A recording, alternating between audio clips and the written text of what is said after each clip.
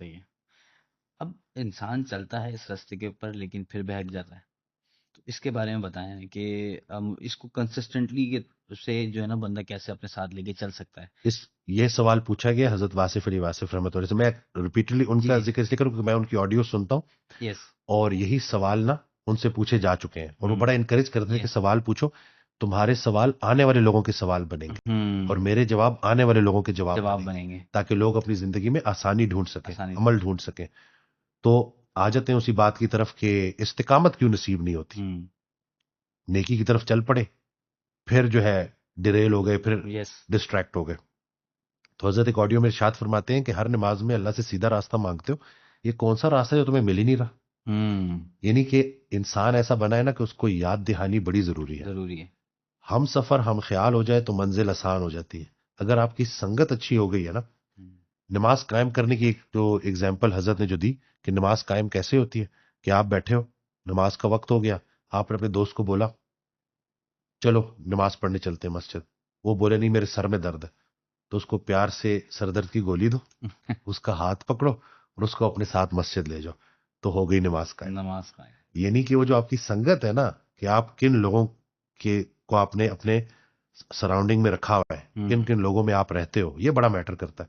اگر اچھا دوست ہے نا, نیک دوست ہے, تو نیکی تیز ہو جائے گی. اگر شر میں مبتلا دوست ہے تو پھر وہ بھی آپ کو اپنی طرح کر دے گا. تو اس لیے اب ایک تو سب سے پہلے کہ اپنے اندر سے سچ کو پیدا کیا جائے کہ اللہ سے یہ وعدہ کریں کہ میں جھوٹ نہیں بولوں گا, میں سچ بولوں گا. یا اللہ مجھے توفیق دے کہ میں سچ بولوں. وہ حضرت کا بڑا پیارا فکر ہے کہ یا اللہ سچ بولنے کی توفیق دے یا چپ رہنے کا حوصلہ دے.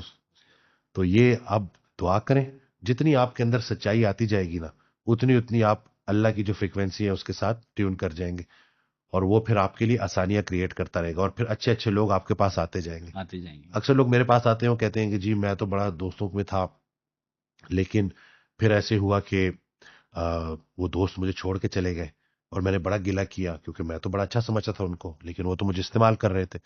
لیکن پھر ایک عجیب واقعہ ہوا, اللہ ان کو تو دور کر گیا مجھ سے, لیکن بہتر لوگوں کو میری زندگی میں لے آیا. تو اکثر جو ہے نا انسان دعا کرتا ہے کہ اللہ جو میرے حق میں بہتر ہے وہ میرے لیے کر. تو اس کا جواب کیسے آتا ہے کہ آپ کو بری سنگتوں سے اللہ نکال دیتا. ابھی ریسنٹلی میرا جاننے والا ہے, تو بڑا پیارا بھائی ہے, اس نے بڑی پیاری بات کی. وہ بندہ ماشاءاللہ بدل گیا, اور کیا بدل گیا نہیں ہے بلکہ میں کہوں گا کہ اصل کی طرف آ گیا. اصل کی طرف اندر سے بندہ اچھا ہی ہوتا ہے, بس وہ تھوڑی سی اس کی سیٹنگ کرنی ہوتی. تو میں نے اس کو ایک دن کال کی, میں نے کہا کہ دیکھو ہر منتھ میں ایک دفعہ نا حضرت واصف علی واصف رحمۃ اللہ کے گھر پہ نا محفل ہوتی ہے. 1 گھنٹہ وہ آڈیو جو ہے ان کی جو آڈیو کیسٹ ہے وہ چلتی ہے, سب توجہ سے سنتے ہیں. تو میں نے اس کو کہا کہ آ جا. لیٹ آ گیا, محفل ختم ہو گئی تھی اس وقت, بس وہ کھانا کھایا چلا گیا. کچھ عرصہ پہلے مجھے اس کی کال آئی اور کہتا ہے کہ وہ جو تو نے مجھے بلایا تھا نا, مجھے لگتا ہے کہ وہ حاضری میری قبول ہو گئی باوجود اس کے کہ میں دیر سے آیا تھا. اور ایک بات اس نے کی کہ جو چیزیں مجھے اٹریکٹ کرتی تھی اب مجھے اٹریکٹ ہی نہیں کر رہی. اب میرا خیال ہی بدل گیا. نماز, قرآن پاک, حضرت کی آڈیوز, اور کہتے ہیں مجھے بڑا مزہ آنے لگا.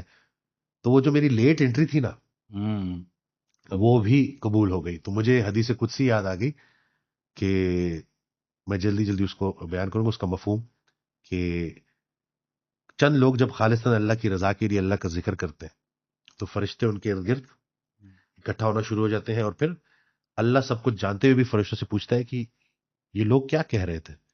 تو فرشتے بولیں گے کہ اللہ تیری تسبیح بیان کر رہے تھے. تو اللہ پوچھے گا کیا انہوں نے مجھے دیکھا ہے؟ کہتے نہیں اللہ آپ کو دیکھے بغیر آپ کی تسبیح بیان کر رہے تھے. تو اللہ پوچھتا ہے کہ اور اگر مجھے دیکھ لیں تو پھر؟ تو فرشتے کہیں گے کہ یہ اور بھی تسبیح بیان کریں. اللہ پوچھتا ہے چاہتے کیا ہے؟ تو فرشتے جواب دیتے ہیں یا اللہ تیرا قرب چاہتے ہیں, جنت چاہتے ہیں. تو اللہ پوچھتا ہے کہ کیا انہوں نے جنت دیکھی ہے؟ فرشتے بولیں گے نہیں. تو پھر اللہ پوچھتا ہے اور اگر دیکھ لیں تو کہتے ہیں زیادہ قرب چاہے, زیادہ جنت کی طلب کریں. کس چیز سے پناہ چاہتے ہیں؟ تو فرشتے کہتے ہیں یا اللہ دوزخ سے پناہ چاہتے ہیں. تو اللہ پوچھتا ہے کیا انہوں نے دوزخ دیکھی ہے؟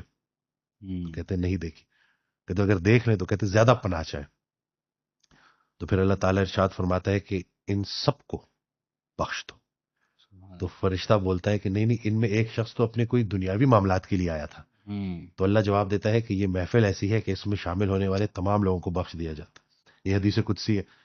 تو مجھے نا فوراً یہ حدیث یاد آ گئی کہ آپ جس نیت سے, کیونکہ وہ تلاش میں تھا نا, کوئی خیر کی تلاش, تبھی آیا نا, لیٹ ہو گیا لیکن اس کی لیٹ انٹری بھی قبول ہو گئی. اور اب ماشاءاللہ دیکھیں اس کا جو ثبوت کیا ہے کہ وہی انسان جو پہلے جن چیزوں میں لذت فائنڈ کرتا تھا اب انہی چیزوں سے اس کو الجھن ہونے لگی. اور یہیں سے تو پتہ چلتا ہے کہ رخ بدل گیا. حضرت کا ایک بڑا پیارا جملہ ہے کہ میں نے دنیا سے زیادہ انصاف کرنے والی اور کوئی جگہ نہیں دیکھی. یہ گناہ کے متلاشی کو گناہ دیتی ہے اور فضل کے متلاشی کو فضل دیتی ہے. آپ جسے ڈھونڈ رہے ہو نا اس تک اللہ آپ کو پہنچا دے گا. خیر کا خالق بھی اللہ ہے اور شر کا خالق بھی اللہ ہے. سبحان اللہ. میرے نزدیک سب سے بڑا خیر سچ ہے اور سب سے بڑا شر جھوٹ ہے. تو آپ جب اپنے اندر سچائی لے آتے ہو نا, جیسے ظاہر سے ہو ویسے ہی باطن سے بھی ہو جاؤ, اندر سے بھی ویسے ہو جاؤ, سچائی لے آؤ, تو پھر اللہ تعالیٰ آپ کو سچ کے راستے کا مسافر بنا دیتا ہے. اور جتنا آپ کے اندر جھوٹ رہتا ہے, نفرت رہتی ہے, بغض رہتا ہے, اتنا پھر وہ شر کے جو آپ کو مواقع ملتے رہتے ہیں نا. تو سارا کا سارا فوکس ایک انسان ہی ہے جی, کیونکہ ایک انفرادی انسان نے فردن اللہ کے سامنے جواب دے ہونا ہے, اور وہی افراد جب اکٹھے ہوں گے تو ایک معاشرہ بن جائے گا. تو انڈیویجولی ہم نے اپنے آپ کو ٹرانسفارم کرنا ہے جی. ایسے ہی ہے.